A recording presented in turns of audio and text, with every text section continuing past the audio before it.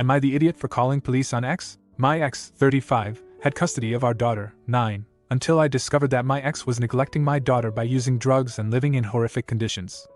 I won custody of my daughter when she was 7. Her mother was a heavy meth user for a long time, I came to find out.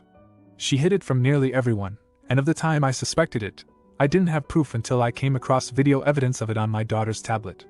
During our custody battle, my ex got clean. I was very happy about this, as I wanted my daughter to have her mother in her life. My ex got a job making good money, moved away from her abusive meth head dealer boyfriend, and was finally trying to make something of herself. Well, in the last few months, my ex was finally allowed unsupervised visits. Every visit there was a ton of drama. She was late picking up our daughter, 16 hours late once, she slept for 24 hours straight, leaving our daughter to fend for herself for food. Our daughter had to call her grandma to pick her up because she couldn't wake up mommy. She lost her job due to being sick. She constantly has an excuse for why she is late or unavailable. She once had a friend bring my daughter back in a car that had a breathalyzer in it to keep it running. I discovered this guy had 5 warrants out for his arrest due to meth. This last visit, however, is where I think I might have been the idiot. My ex was 4 hours late picking up our daughter, yet again, and then had a 2-hour drive back to where she lives. I checked my daughter's phone GPS to see if she had made it to her mother's safely, only to discover they weren't even halfway there yet. Her mother stopped at a random gas station off the interstate for 2 hours and left our daughter alone in the car. I couldn't believe it when I talked to my daughter on the phone. So of course I called the police to do a welfare check. Before the police could arrive, I checked with my daughter again to see if her mother had returned. She had. I relayed this information to dispatch. They still chased her down. All I was told is that my daughter was okay. After my daughter returned from visitation, she told my wife about the incident. This is where I feel terrible. My daughter said the police put her in the back of the squad car as her mother and car were searched. She was terrified. That was never my intention. I just wanted to make sure she was safe, because I was 99% sure there was some sort of drug deal/use going down, especially with recent behavior. Her lawyer even withdrew from counsel this week after a drug test was ordered. My suspicions are through the roof. So, am I the idiot? Edit. Some are under the assumption that I haven't fought tooth and nail for 2 years to keep sole custody of my daughter. The battle is still ongoing, but I'm not a mother, so therefore I am treated as less in family court. Now for comments before the update, not the idiot. While your daughter may have been scared, her safety comes first. Police often have events where they do meet and greet with people where they also get to see a police car and all that.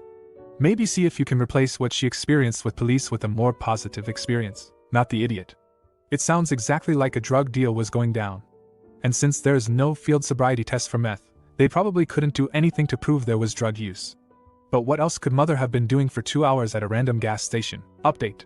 It's been since December when the initial drug test was ordered for my ex thanks to the events of several visitations and the situation she placed my daughter in, who is 10 now. The second court date, when my ex failed to show or present a drug test, the court ordered my ex's visitation rights to be suspended until she could provide a negative hair follicle.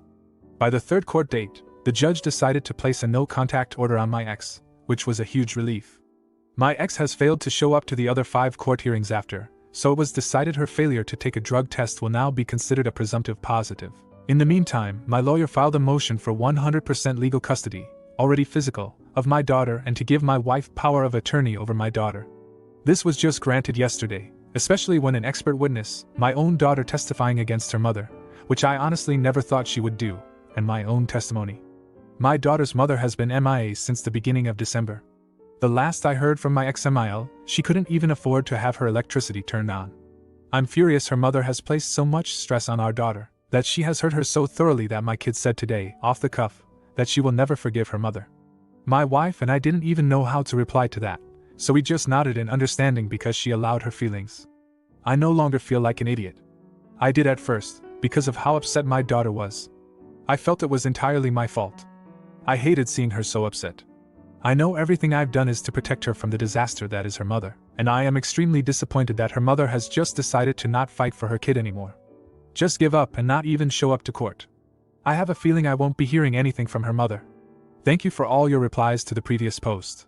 I know many people were pushing for court, which I already had planned, but the court moves slowly. Now you know the outcome, not the idiot. Just a thought. Run a credit check on your daughter and change her social security number. Just in case Biomom has it, not the idiot. I'm so sorry for the struggle your family is going through. I'm glad to hear you have the courts behind you on this at least.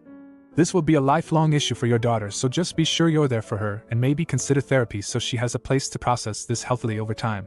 Good luck and you're doing great. Now for the next story. Am I the idiot for moving out and not telling my roommates? I, female 19, live with 3 other girls aged 19 to 20 in an apartment on campus.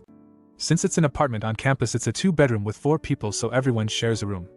I share a room with B, C, and D. Between me and D, we furnish the whole apartment. I want to acknowledge that I am the bitchy roommate. I call everyone out on money, food, and cleaning. I'm a full-time college student and I work 40 hours a week on top of that, but I'm also the one that does the most chores. Since I am the only one with a job, my roommates expect me to buy everything for the place: toilet paper, garbage bags, etc., and they get mad that I ask them to pay me their share of. I really enjoy cooking and it's a huge stress relief for me. For the first month of the semester we did group groceries and group meals. It was cheaper and we would be getting better meals. I figured out we could get 2 weeks worth of meals for around $30 to $40 each every 2 weeks. I make the grocery list and cook the meals. After about a month, B and C said they don't want to do group groceries anymore because it's too expensive. I now cook meals for me and D. We shop together and split the cost 50-50. I'm cooking food for me and D still. B and C expect me to make them food. I told them they didn't pay for food, so I'm not making them any. So now they go out to eat and get takeout every night, then complain that they don't have any money. B has a boyfriend. He comes over and spends the night too. I share a room with B. I've asked to let me know before he comes over. She did for a month, now she tells no one. He comes over and takes naps in her bed when she's not in the room and I'm trying to do homework. I've asked not to have him spend the night if I am intoxicated due to trauma. I woke up after drinking and he was in the room asleep without her. So I did not fall back asleep and was not happy. He comes over all the time now, and she doesn't let us know. I'll jump in the shower in the morning when I walk back to my room in just a towel. He'll be sitting on her bed while I try to get dressed. I am in therapy, and because of the pandemic it's virtual. So I do it from my own room. I can't help it if there's people home, but I've recently figured out that they've been listening to my therapy sessions. I'll talk about things in that session that I don't talk about with anyone else. Somehow C and B will bring it up later that night if it's something about the apartment and them. When I move out they will have absolutely nothing in the apartment. No pots or pans, couch, a coffee table, a TV stand, all decorations, etc. I already cancelled my housing contract for next semester. It isn't going to be worth $2,000 for me. So I left for 2 weeks, packed up most of my stuff and left with it. I only told D that I was leaving for 2 weeks. So B and C have no idea where I am or most of my stuff, and honestly I'm fine with it. Am I the idiot? Edit. I have told D that I am not coming back for the second semester. Everything that she paid for / brought is hers. I'm leaving her stuff alone, and that includes some of the stuff that we split the cost on.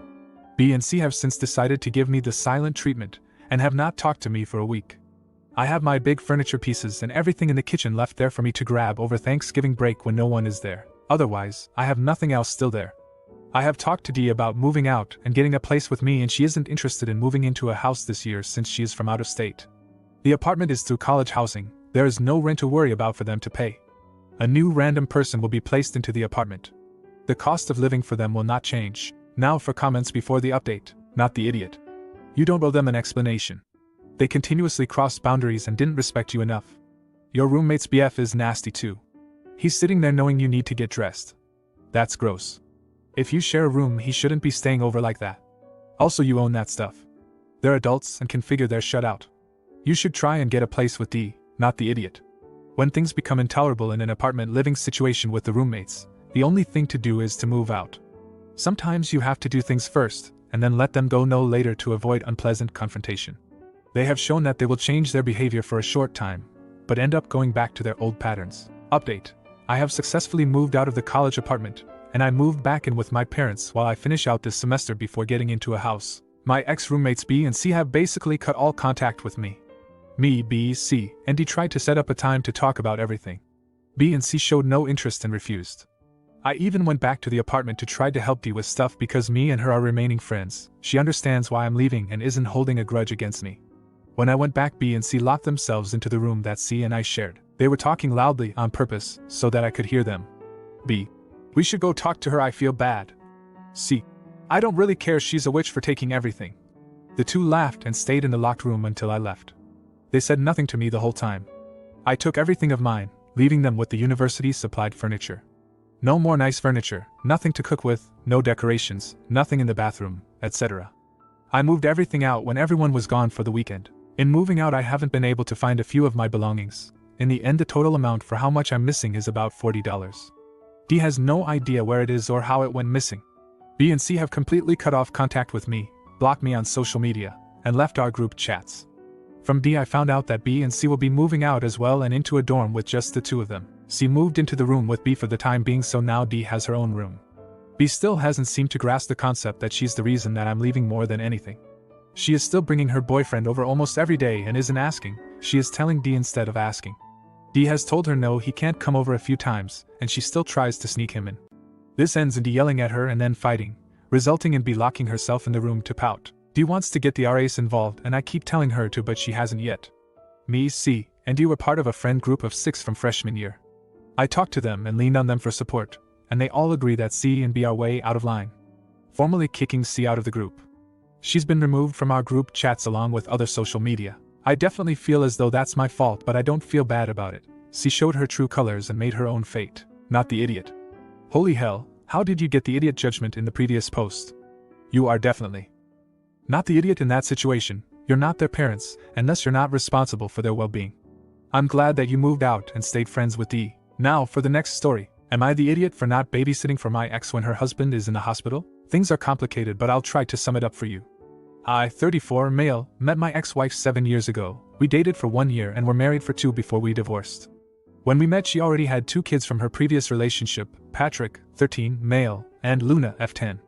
We have 1 son, Tony, 5, male, together. My own relationship with her kids was good, but they never treated me as their dad or something like that because their dad was involved in their life. Although my wife had primary custody, we all understood I was a stepdad and were fine with it. My relationship with my ex-wife was good and I thought very loving, although after our divorce I realized that she used to talk a lot about her ex-husband, comparing the 2 of us and stuff like that, which is definitely weird, but I didn't notice it at the time. Well, turns out that she really couldn't forget her ex and she ended up cheating with him. This was very hard to process when I found out, thanks to one of her friends, and our divorce was not easy. When her family found out about her infidelity, they got very angry at her and went no contact with her. All of this happened 4 years ago. Ever since, her and her husband had 2 more babies together, 3 and a few months old baby. Her husband got diagnosed with cancer around November last year. Even after everything they did to me, I still feel sorry for them and their kids. It's a sad situation which makes me think I'm an ass. My ex and I have shared custody with our son, but ever since her husband got sick, my son has been staying with me more days, as sometimes my ex's husband has to stay at the hospital and my ex has to help him. I'm okay with this, of course. However, my ex asked me if I can start taking all of her kids home with me when I pick my son up in these kinds of emergencies. I told her that I don't want to do that, and instead she should ask a friend to take care of them or try to pay a babysitter. I pay good child care *, and I know they're not spending all that money on my son at the moment because he's mostly with me. I think it'll be enough to pay for a couple hours. She told me her friends don't want to help her anymore, and her family still doesn't talk to her. I told them they need to figure out a solution. I will only help take care of my son. I feel like a piece of poop, to be honest, like I'm being too petty. There's no updates, so here's the comments. Not the idiot. Sounds like your ex has burned a bunch of bridges and is trying to make you her lifeline because you share a child. The whole situation is unfortunate, but it isn't your responsibility to help her. You're right about her being able to use the money you pay for child support to pay for care for her other kids. But even without that, it would still not be your responsibility. You sound like a caring person, and she knows how to make you feel guilty. But it's not wrong for you to refuse to help, not the idiot. And you aren't being petty. She is asking you to take care of 4 small kids who aren't your own, including an infant. Ridiculous. Petty would be getting child support reduced due to the current change in custody of your son. You are already supporting her family and are doing enough.